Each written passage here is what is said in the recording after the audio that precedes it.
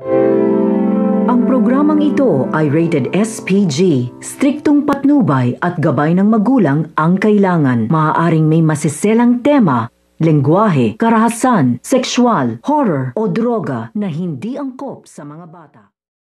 Ang matutuklasan nito nga si Zoe.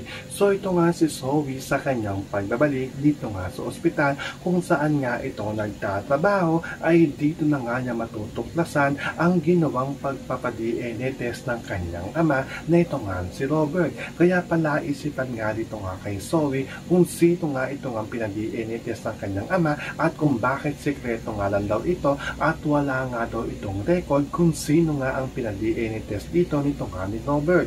Kaya nga ito nga si Zoe ay kukumprontahin na nga dito ito nga kanyang ama na ito nga si Robert upang tanungin nga ito dito nga sa pagpapa-DNA test nga daw niya at kung sino nga daw ba ito.